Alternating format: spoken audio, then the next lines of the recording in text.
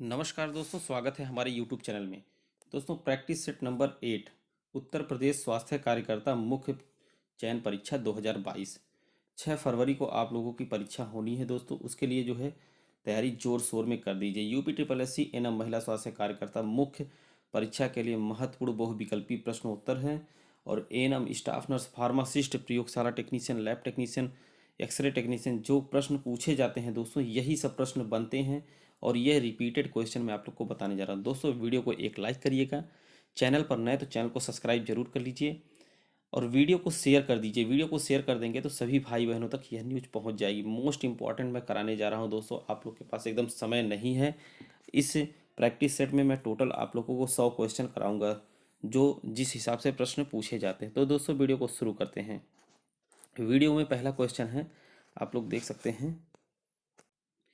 पहले क्वेश्चन में पूछा है दोस्तों, निम्न में से कौन सी नर्सिंग क्रिया मेल प्रैक्टिस में आती है। मोस्ट इंपॉर्टेंट क्वेश्चन है। तो कौन सी आती है दोस्तों? सभी आती हैं। मेडिसिन को देते समय असावधानी, डॉक्टर द्वारा गलत को नहीं देखना और मरीज को उपकरण द्वारा चोट पहुंचाना। तो दोस्तों, आप लोग जो है क्वेश्चन वही करिएगा जो क्वेश्चन पर फुल कॉन्फिडेंस हो। आप लोगों को पता है कि 100 प्रश्न आएंगे और 100 नंबर रहेंगे, 2 घंटे आपके पास समय रहेगा। गलत उत्तर पर 1/4 यानी 25% अंक काट दिए जाएंगे। ये सब पता है आप लोगों को। बहुत सावधानी पूर्वक जो है परीक्षा में प्रश्न को हल करिएगा। जो प्रश्न आएगा वही करिएगा, जो नहीं आता है उसको छोड़ दीजिएगा, क्योंकि नहीं आना इसका मतलब आपका माइनस में पहुंचना। इस तरह से बहुत से अभ्यर्थी पेट वाले परीक्षा में किए हैं। तो दोस्तों, ये गलती जो है मुख्य परीक्षा में नहीं करना है। दूसरे क्वेश्चन की तरफ चलते हैं। क्वेश्चन नंबर दूसरा है, फेगोसाइसोसिस को संक्रमण के खिलाफ माना जाता है। क्या माना जाता है? दूसरी लाइन रक्षा माना जाता है। नेक्स्ट क्वेश्चन है दोस्तों, थोड़ा जल्दी जल्दी बताएंगे दोस्तों, वीडियो नहीं तो लंबा हो जाएगा। नर्सिंग प्रोसेस के कुल कितने चरण होते हैं? तो 5 चरण होते हैं। निम्न में से कौन सा नर्सिंग हस्तक्षेप मुख्यतया प्रेशर शोर से बचाने के लिए उपयुक्त होता है? कौन सा था? मरीज को बार बार करवट दिलाना और यथास्थिति में लाते रहना। क्वेश्चन नंबर 5वां है, मौखिक देखभाल करते समय एक कॉन्शियस मरीज का उपयुक्त स्थिति क्या होती है? तो कौन सी होती है दोस्तों? ये फाउलर स्थिति होनी चाहिए। ऑप्शन डी हो जाएगा। क्वेश्चन नंबर 6 है, फिजिशियन एक मरीज के रक्त आधान ब्लड ट्रांसफ्यूजन के लिए आदेश करता है, लेकिन उसका पिता रक्त आधान के लिए मना कर देता है। निम्न में से स्वास्थ्य कार्यकर्ताओं द्वारा कौन सी सही कार्य एक्शन में आ सकता है? तो कौन सा आ सकता है दोस्तों? इसका ऑप्शन जो है डी हो जाएगा, पिता की इच्छा का पालन करना और डॉक्टर को सूचना देना। क्वेश्चन नंबर 7वां है, निम्न में से मरीज को कौन सी स्थिति में नर्स फिजिशियन को सबसे पहले सूचना देती है? तो किस स्थिति में देती है? मरीज का ऑपरेशन के बाद बेहोश होना। अगर बेहोश हो जाता है तो यह डॉक्टर को सबसे पहले सूचना दिया जाता है। नेक्स्ट क्वेश्चन है, निम्न में से कौन सा लक्षण नर्स द्वारा आकलन करने पर मरीज में ऑक्सीजन स्थिति के साथ आयरन की कमी जो है, एनीमिया, क्या डिफिशियंसी क्या कहलाता है? तो क्या कहलाता है दोस्तों? सांस का फूलना बढ़ना और गति गतिविधि सहिष्णुता को कम होना। नेक्स्ट क्वेश्चन है, क्वेश्चन नंबर 9 है। 9 में पूछ रहा है, विविध ड्रीमिंग जो होता है, विविध ड्रीमिंग सामान्यतः किस तरह नींद के दौरान होती है? तो किस तरह होती है? स्टेज 4 में होती है, NREM नींद। क्वेश्चन नंबर 10वां है, एक नर्स एक मरीज जो कि ओपियॉइड एक्टिव है की देखभाल करती है, वह किस प्राथमिकता के आधार पर देखभाल करती है? किस पर करती है? मरीज की परेशानी उभारना। क्वेश्चन नंबर 11 पे आते हैं। दोस्तों, अगर वीडियो ना साफ दिखता हो तो आप यूट्यूब की सेटिंग में जाकर HD कर देंगे तो बहुत अच्छे से सब दिखाई देगा। क्वेश्चन नंबर 11, नमूना स्क्रीन करने के लिए गुई फिकल ऑप्टिकल ब्लड टेस्टिंग, जो गुई फिकल ब्लड ऑप्टिकल टेस्टिंग किया जाता है, वह किसके लिए किया जाता है? कोलेट्रल कैंसर के लिए किया जाता है। क्वेश्चन नंबर 12 है, मोस्ट इंपॉर्टेंट क्वेश्चन है दोस्तों यह, वह पोषक जो घाव भरने की प्रक्रिया में सहायक होता है तो वह कौन सा होता है? विटामिन होते हैं। क्वेश्चन नंबर जो है आपका, विटामिन सी वगैरह जो है घाव भरने में ज़्यादा काम करते हैं। और आपका जो होता है प्रोटीन भी काम करता है, ऐसी बात नहीं है। पोषक जो है, पोषक पूछ रहा है ना, घाव भरने में विटामिन भी करता है, प्रोटीन भी करते हैं, दोनों होते हैं। क्वेश्चन नेक्स्ट है 13। निम्न में से वह कौन सा नर्सिंग हस्तक्षेप है जो एस्पिरेशन के खतरे को कम करता है जबकि मरीज को खाना निगलने में परेशानी है? Question number 13। तो कौन सा है? मरीज को कुर्सी पर सीधा बिठाना, यही जो है परेशानी होता है। Question number 14। दोस्तों ऐसे बड़े बड़े सेंटेंस दिया जाता है प्रश्न में और रहता है कुछ नहीं उसमें, बस केवल समझना जो है पड़ता है। इसमें पूछ रहा है 35 वर्षीय एक पुरुष को एयर एम्बुलेंस हो गया है। एयर एम्बुलेंस हो गया, एम्बुलेंस नहीं सॉरी। एक 35 वर्ष का एक पुरुष है जिसको एयर एम्बुलेंस हो गया है। जब वह सेंट्रल बोनस कैथेटर द्वारा आहार ले रहा था, निम्न में से तुरंत नर्सिंग की क्रिया क्या होगी? मरीज को बाई लेटरल स्थिति में करना, जो बाई स्थिति लेटरल प्रदान करना होता है। क्वेश्चन नंबर 15 है, एनजी ट्यूब की स्थिति जानने के लिए मुख्यतः सही विधि कौन सी होती है? स्थिति जानने के लिए एक्सरे का आदेश देना, ऑप्शन ए हो जाएगा। नेक्स्ट क्वेश्चन है, क्वेश्चन नंबर 16 पर आते हैं हम। एक मरीज का विजन इम्पेयर्ड होने पर निम्न में से कौन सी रणनीति प्रभावित नहीं है? इसमें से कौन सा नहीं है?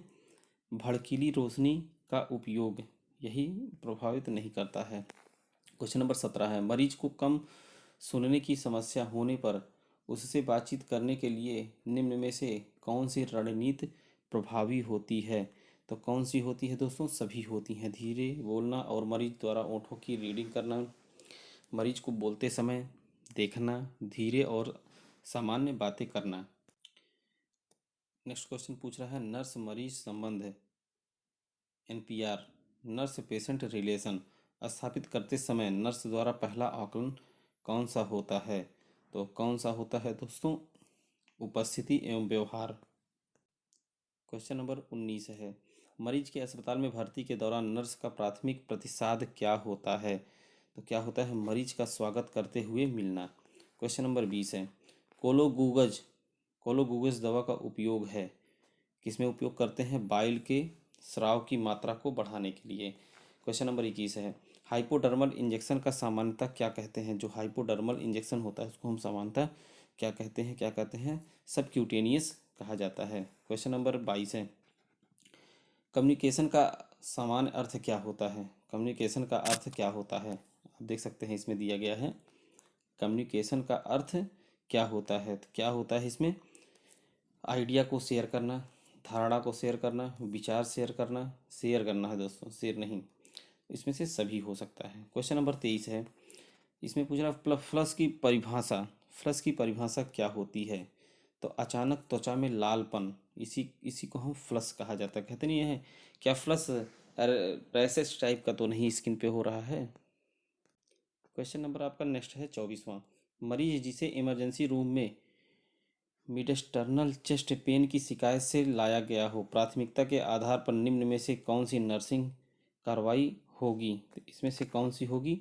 जैविक चिन्हों का आकलन करना, ऑप्शन डी हो जाएगा। क्वेश्चन नंबर 25 है, वातहर कार्मिनेटिव एनीमा क्या कहलाता है? तो कार्मिनेटिव एनीमा जो कहलाता है, कठोर मल को नरम बनाने के लिए एनीमा दिया जाता है। जो कार्मिनेटिव एनीमा होता है वह इसीलिए दिया जाता है। एनीमा सभी को पता है क्यों देते हैं।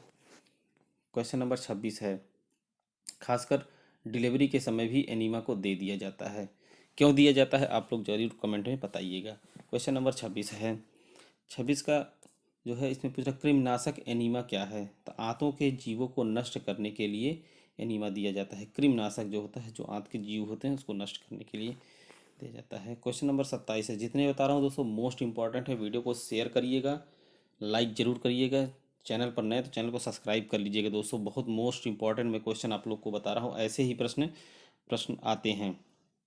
एसाइड का सामान्य कारण क्या होता है? तो एसाइड का सामान्य कारण क्या होता है? प्रोटीन की कमी से होती है।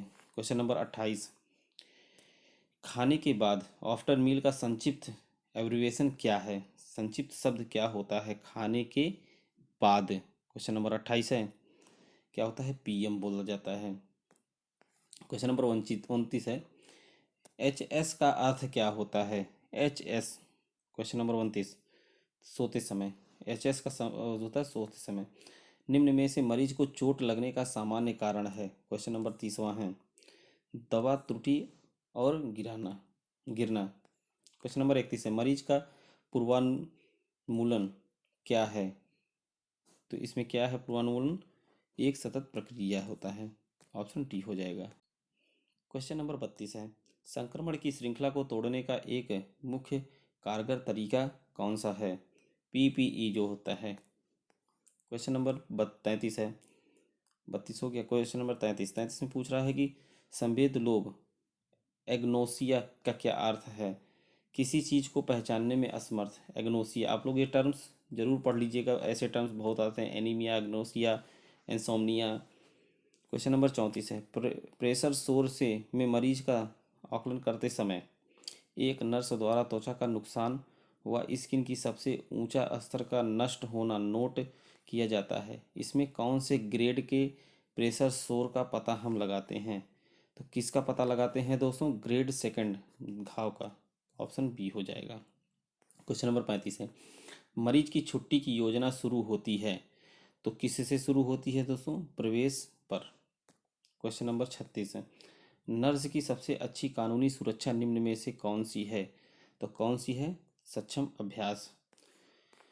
क्वेश्चन नंबर 37 है, यूरिनरी कैथेटर को खींचने से बचाने के लिए नर्स मरीज के साथ कैथेटर को कहाँ पर टेप करती है?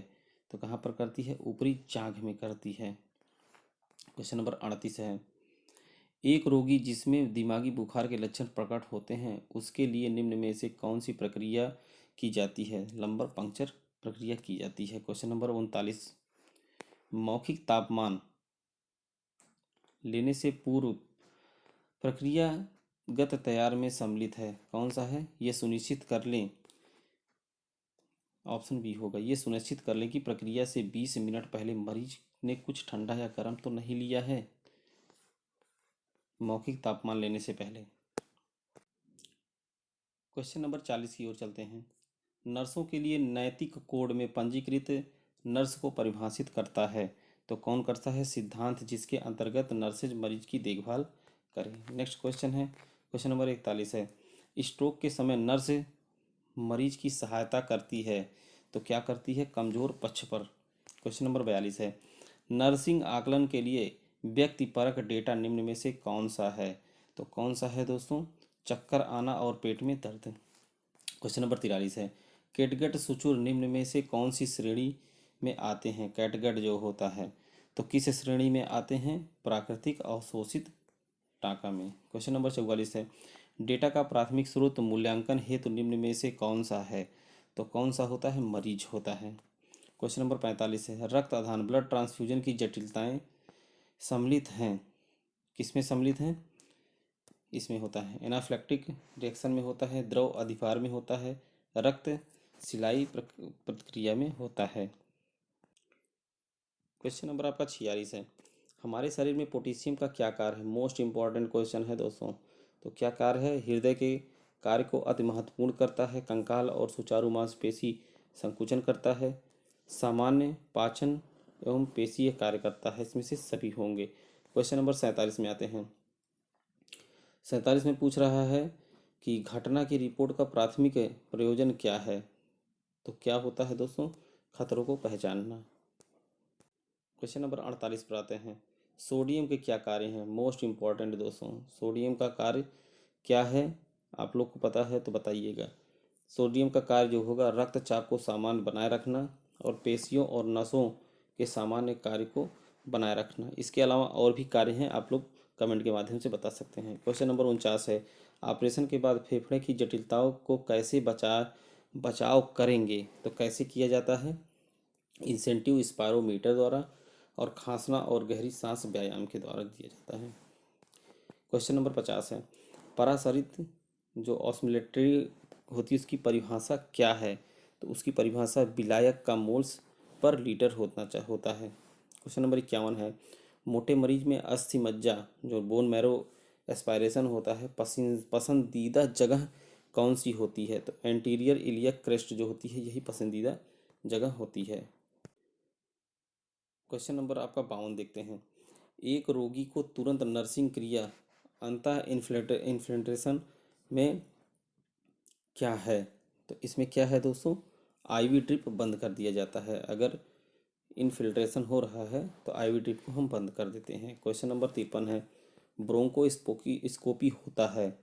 तो ब्रोंकोस्कोपी जो है ग्रास नली में असमानताएं के को देखने के लिए किया जाता है। फेफड़ों के विकार के लिए ऊतकों को सैंपल लेना होता है और स्राव, रक्त और अन्य अवयव को ग्रास नली में निकालना होता है। यह सब ब्रोंकोस्कोपी इसीलिए किया जाता है। क्वेश्चन नंबर 54 देखते हैं, फिब्रोप्टिक सामग्री को कीटाणु रहित किससे करते हैं? फिब्रोटिक जो होता है वो हम किससे करते हैं? तो किससे किया जाता है? 2% ग्लूटाल्डिहाइड से किया जाता है। ये क्वेश्चन रिपीटेड है दोस्तों, आप लोग ध्यान दीजिएगा। सक्शन, बोतल के लिए कौन से द्रव का उपयोग सक्शन करने से पहले डिसइंफेक्शन से करते हैं? तो किससे किया जाता है? सोडियम हाइपोक्लोराइड से हम करते हैं। नेक्स्ट क्वेश्चन है, क्वेश्चन नंबर आपका 56 की तरफ चलते हैं। क्वेश्चन नंबर 56 है, निम्न में से कौन सा संक्षिप्त में संकेत है एक दिन में एक बार? मतलब संक्षिप्त बता रहा है दोस्तों। क्वेश्चन नंबर 56, तो ओडी मतलब वंस ए डे, मतलब ओडी होता है। क्वेश्चन नंबर 57, निम्न में से कौन सा संक्षिप्त में बेड टाइम मतलब सोते समय दिया जाता है? तो कौन सा होगा? ऑप्शन बी हो जाएगा 57 का, बीडी, बेड टाइम। नहीं सॉरी दोस्तों, सोते समय की बात हो रहा है, एट द बेड टाइम की बात हो रही है। तो ये इसमें ऑप्शन नंबर आपका डी हो जाएगा, एच जिसको कहते हैं हम। यह सोते समय दिया जाता है, अभी आपको बताया गया था ये।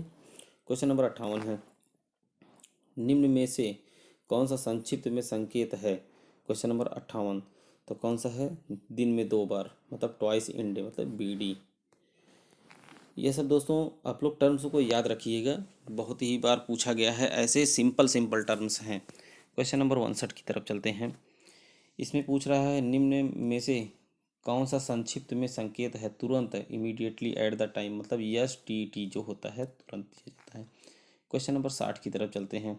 निम्न में से कौन सा संक्षिप्त में है जरूरत भी, जब भी जरूरत हो तब लें, व्हेन यू आर रिक्वायर्ड, मतलब कौन सा yes O yes?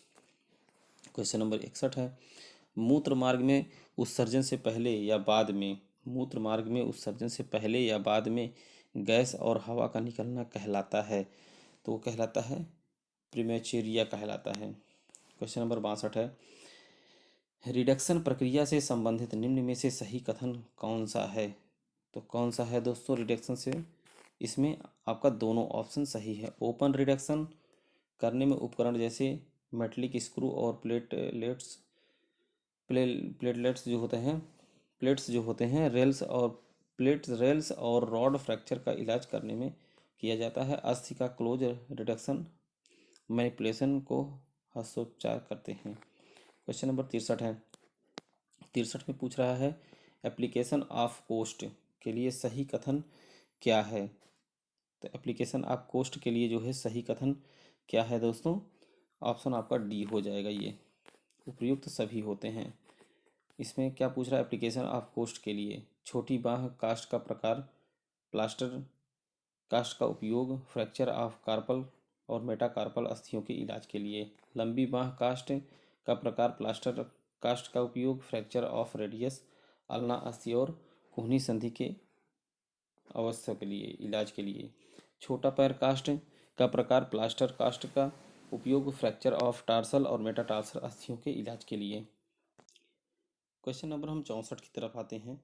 Plaster of Paris के मरीज को निम्न में से कौन सी सलाह दी जाती है? प्लास्टर को ऊपर उठाकर रखना, कास्ट को गीला, काटना या गर्म नहीं करना, हाथ या पैर की उंगली को हिलाना। यही सब जो है सलाह दी जाती है, सभी हैं। क्वेश्चन नंबर 65 पे आते हैं। हिपेरिन थेरेपी में मरीज को निम्न में से कौन से ब्लड टेस्ट सिफारिश की जाती है? तो क्या किया जाता है? सक्रियता, पार्श्व थ्रोम्बोप्लास्टिन के समय, प्लास्टिन समय। क्वेश्चन नंबर 66 है, कोल्डोस्कोपी में क्या देखते हैं? तो कोल्डोस्कोपी में हम देखते हैं बेजाइन वाल से श्रेणी अंगों को देखना कोल्डोस्कोपी में। लेप्रोस्कोपी में क्या देखते हैं? रिपीटेड क्वेश्चन है दोस्तों या। क्वेश्चन नंबर 67 पर, लेप्रोस्कोपी में हम देखते हैं उदर का खोलकर अंगों का देखना। क्वेश्चन नंबर 68 है, गैस्ट्रोस्कोपी में हम क्या देखते हैं? तो गैस्ट्रोस्कोपी में हम देखते हैं पेट से संबंधित, गैस्ट्रो का मतलब पेट से संबंधित है। क्वेश्चन नंबर 69 पे आते हैं, 68 हो गया, 69 पर आते हैं। एंट्रोस्कोपी में हम क्या देखते हैं दोस्तों, ऐसे ही टर्म्स पूछे जाते हैं, गैस्ट्रोस्कोपी, एंट्रोस्कोपी, लेप्रोस्कोपी, तो ये सब भी टर्म आप याद रखिएगा। मोस्ट इंपॉर्टेंट मैं आप लोग को बता रहा हूँ, जो मैं बता रहा हूँ ये एकदम सटीक ऐसे ही प्रश्न पूछे जाते हैं। एंट्रोस्कोपी में क्या देखते हैं, मैक्सिलरी साइनस जो होता है वही हम देखते हैं, ऑप्शन हो जाएगा। क्वेश्चन नंबर 70, एक मरीज जो कि वारफेरिन थेरेपी पर है को निम्न में से कौन से ब्लड टेस्ट की सिफारिश की जाती है, तो किसकी सिफारिश की जाती है, अंतर्राष्ट्रीय सामान्य अनुपात के लिए। क्वेश्चन नंबर 71 है, माइलोग्राफी, माइलोग्राफी जो होता है यह हम किस लिए करते हैं, स्पाइनल कॉर्ड और रेडियोग्राफिक परीक्षण के लिए हम किया जाता है ये। क्वेश्चन नंबर हम आपके 72 पे आते हैं, इलेक्ट्रोमायोग्राफी हम किसके लिए करते हैं, कंकालीय के मांसपेशियों के द्वारा विद्युतीय क्रिया रिकॉर्डिंग के लिए किया जाता है। क्वेश्चन नंबर 73 है, सेल्पिनोग्राफी है, सेल्पिनोग्राफी क्या होता है, फैलोपियन ट्यूब का एक्सरे अध्ययन, मोस्ट इंपॉर्टेंट, इसको रट लीजिएगा आप लोग। सेल्पिनोग्राफी जो होता है फैलोपियन ट्यूब का एक्सरे अध्ययन होता है। क्वेश्चन नंबर 74 पर आते हैं, निम्न में से रिलैप्सिंग फीवर की विशेषताएं हैं। 74 क्वेश्चन है, 274 नंबर। तो रिलैप्सिंग फीवर जो होता है तापमान का अचानक गिरना, ऊंचे से सामान्य होना। क्वेश्चन नंबर 75 पर आता है, निम्न में से इनवर्स फीवर की विशेषता है, तो इनवर्स फीवर की विशेषता क्या होती है, सुबह का तापमान शाम से ऊंचा होना। क्वेश्चन नंबर 76 पर आते हैं, निम्न में से ऑपरेशन के तुरंत पश्चात प्राथमिकता के आधार पर कौन सा नर्सिंग हस्तक्षेप करते हैं, तो मरीज का वायुमार्ग बनाए रखना, एयरवेज जो होता है उसको बनाए रखना। निम्न में से सबसे ज़्यादा महत्वपूर्ण हाइपोकैलमिया के लक्षण कौन से होते हैं, मांसपेशी कमजोर होना, यही जो है सामान्य लक्षण होते हैं, सबसे ज़्यादा लक्षण। क्वेश्चन नंबर 78 है, स्वास्थ्य शब्द के निम्न में से उपयुक्त सही कथन कौन सा है, तो कौन सा है, स्वास्थ्य के लिए स्वास्थ्य इष्टतम कार्य की अव्यवस्था है। क्वेश्चन नंबर 79 पर आते हैं, एक एम्बुलेंस रोगी के गति की नर्स किस समय आकलन करेगी, बहुत बहुत बहुत क्वेश्चन महत्वपूर्ण है दोस्तों यह। ऑप्शन डी हो जाएगा, जब मरीज अपने रूम में चल रहा हो। एम्बुलेंस रोगी गति की नर्स किस समय आकलन करेगी। क्वेश्चन नंबर 80 है, कुबलर रोस ग्रीविंग स्टेज का सही क्रम क्या है, सही क्रम इसका क्या है दोस्तों, इनकार, क्रोध, सौदेबाजी, अवसाद, स्वीकारना, यही जो है सही क्रम है। महिला मूत्र मार्ग के लिए निम्न में से कौन सही नहीं है, पूछ रहा है कौन सा सही नहीं है, इस सब टर्म को बहुत अच्छे से ध्यान दीजिएगा, सही है सही नहीं है, तो कौन सा है, यह वेजाइनल ऑरिफिस के पोस्टीरियर से होता है, यही नहीं सही है। क्वेश्चन नंबर 82 है, रिगर मॉर्टिस के होने से पहले निम्न में से नर्स की कौन सी जिम्मेदारी होती है, शरीर के सिर के नीचे और कंधे के नीचे तकिया रखना। नेक्स्ट क्वेश्चन है आपका, क्वेश्चन नंबर 83 पर आता है, लिम्फ नोड की सूजन क्या है, इन्फ्लामेशन ऑफ लिम्फ नोड, अगर लिम्फ नोड में सूजन है तो हम क्या समझ सकते हैं, क्या समझ सकते हैं, एडिनाइटिस को हम समझ सकते हैं, ऑप्शन डी हो जाएगा। क्वेश्चन नंबर 84 है, 84 में पूछ रहा है, इंटरकॉस्टल ड्रेनेज ट्यूब की कार्यात्मक परीक्षण करने हेतु सबसे अच्छी विधि कौन सी है, तो सबसे अच्छी विधि कौन है, ड्रेनल बॉटल में पानी के कालम दोलन। क्वेश्चन नंबर 85 है, कार्डिक मांसपेशी किस प्रकार स्केलेटल मांसपेशी से अलग है, ऑप्शन ए भी होगा, बी होगा, सी होगा, यह एक अनैच्छिक मांसपेशी है, यह स्वचालित होता है, इसमें चालकता होती है, उपरोक्त सभी। क्वेश्चन नंबर हम 86 की तरफ आते हैं, 86 में पूछ रहा है, एक मरीज के सिर की चोट से बड़े हुए आईसीपी से बचाने के लिए निम्न में से कौन सा हस्तक्षेप हम करेंगे, तो कौन सा करते हैं, मरीज के बिस्तर को सिर की तरफ ऊंचा करना। क्वेश्चन नंबर 87 है, बिस्तरी घाव जो बेड सोर होता है की देखभाल करते समय निम्न में से कौन सी गाइडलाइन का हम पालन करते हैं, तो किसका पालन हम करते हैं, निकालने से पहले सूखी ड्रेसिंग करना, ऑप्शन सी हो जाएगा। क्वेश्चन नंबर 88, एक मरीज जिसे अग्नाशय enzyme replacement pancreatic enzyme replacement therapy दी जा रही है। नर्स द्वारा देखभाल के दौरान असेसमेंट करना चाहिए वजन का बढ़ना, इसी का हम असेसमेंट करते हैं। 89 क्वेश्चन नंबर है, ओवर डिस्टेंडेड ब्लैडर से वीक ब्लैडर मस्कल के कारण मूत्र का विसर्जन मतलब लीकेज होना क्या कहलाता है। ओवर डिस्टेंडेड दोस्तों टर्म्स को बहुत अच्छे से पढ़ने के बाद ही उत्तर को दीजिएगा। तो क्या होता है, ओवरफ्लो असंयम कहते हैं। अगर आपको हिंदी में ना समझ में आए तो आप इंग्लिश टर्म्स उठा सकते हैं। क्वेश्चन नंबर 90 है।